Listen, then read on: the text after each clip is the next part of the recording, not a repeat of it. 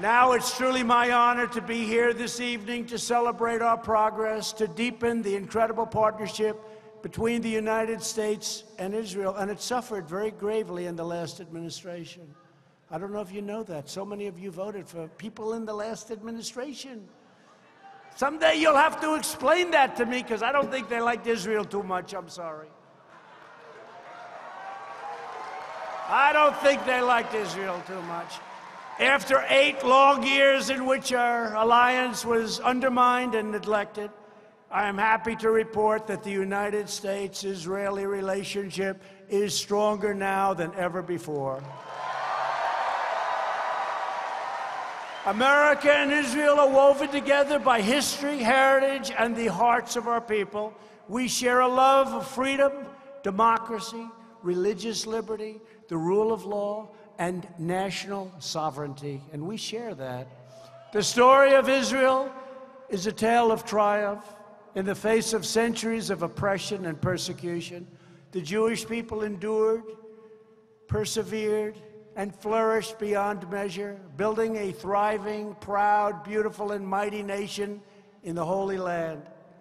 The friendship between our countries is essential to achieving a more safe, just, and peaceful world.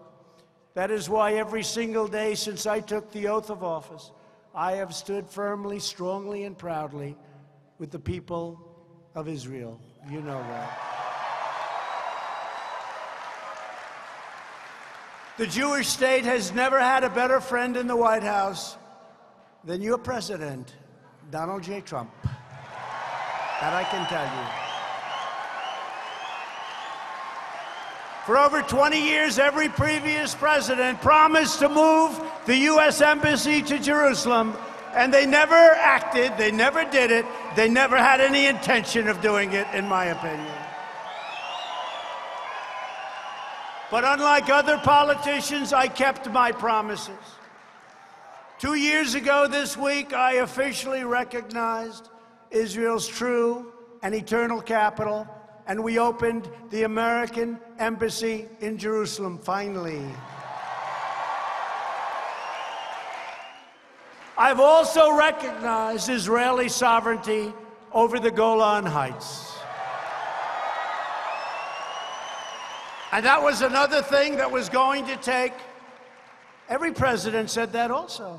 Not with the same aptitude and not with the same strength of what they were saying about Jerusalem and the capital, but they were all talking about Golan Heights. It's been worked on for exactly 52 years. People would have summits over the Golan Heights. They'd fly in, they'd stay for 2 days, they'd negotiate, leaders of countries. For 52 years they'd do this.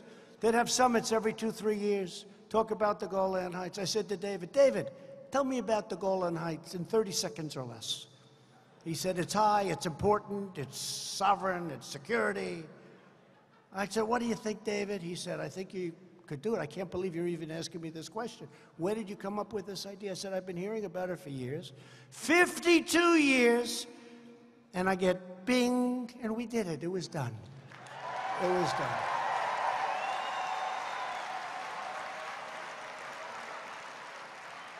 And as Israel has endured the new wave of rocket attacks in recent weeks, my administration has made clear that America supports Israel's absolute right to self-defense.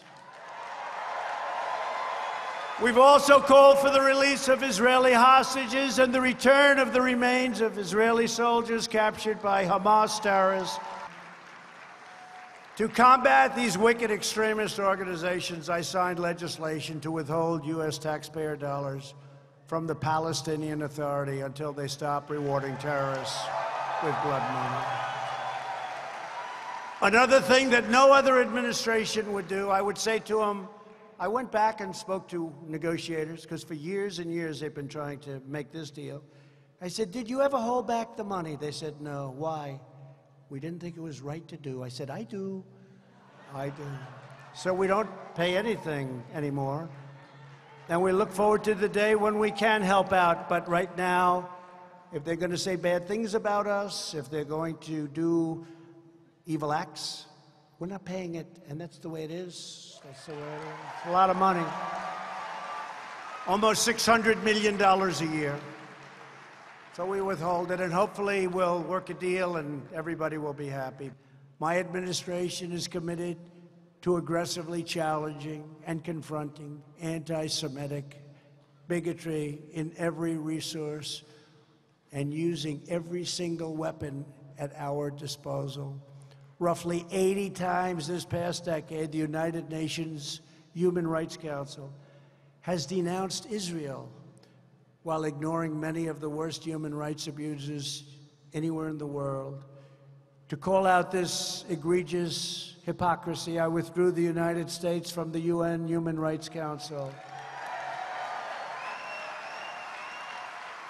Recently, the European Union Court of Justice has also tried to discriminate against products made in Israeli settlements, advancing the agenda of anti-Israeli boycott, divestment, and sanctions movement, or commonly known as BDS.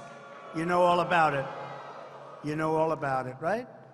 My administration has now corrected a long-standing injustice by officially declaring that international law does not prohibit civilian settlements in the West Bank. And as president, I want to be very clear, my administration vigorously condemns the BDS campaign against Israel.